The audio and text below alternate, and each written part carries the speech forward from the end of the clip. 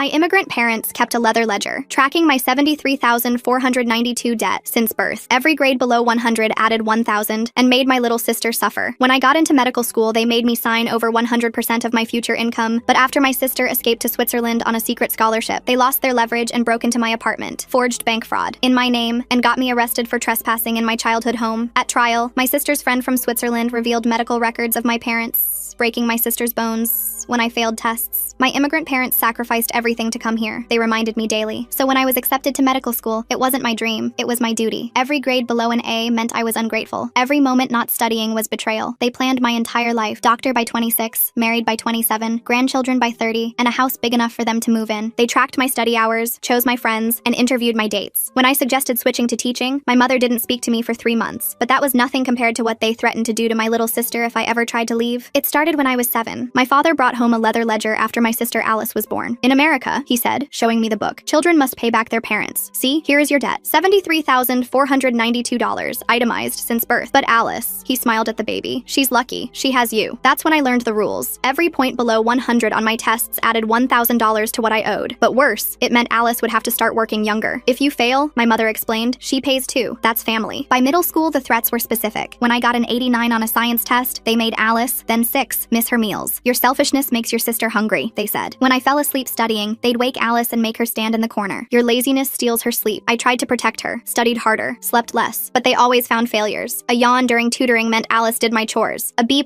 meant she couldn't attend her friend's birthday party. They made sure she knew why. Your sister doesn't care about your happiness. The first time I mentioned wanting to leave for college out of state, they showed me documents they'd forged, bank accounts in my name, loans I'd never taken. We can destroy your future with one phone call, my father said. But we won't need to, because you won't abandon Alice to pay your debts. They were right. I couldn't leave her. High school was medical boot camp. Up at 4 a.m. for pre-study, school, tutoring, study until 2 a.m. Repeat. When I begged for a break, they brought Alice to my room. Tell her, they commanded. Tell her you want a break while she suffers for your laziness. Alice, then 10, hugged me. It's okay, she whispered. I understand you're tired. That kindness broke something in me. I studied through migraines, nosebleeds, fainting spells, whatever it took to protect her. College meant leaving Alice behind. Don't worry, my mother smiled as I packed. Every failed test, every imperfect grade, Alice will help pay for it. They sent photos as proof. Alice doing my old chores, Alice eating alone while they dined out, Alice slept on the floor because I'd gotten a 94 on an organic chemistry exam. Come home and study properly, the texts read, or she suffers more. I couldn't, but I couldn't abandon her either, so I negotiated. Perfect grades meant Alice got privileges. Med school acceptance meant she could have friends. Every achievement, I unlocked a piece of her childhood. The contract came with my Harvard acceptance. 100% of my future income until the debt was paid. Now $340,000, then 75% for life. But hidden in subsection 47B was the real trap. If I defaulted, all debts transferred to Alice.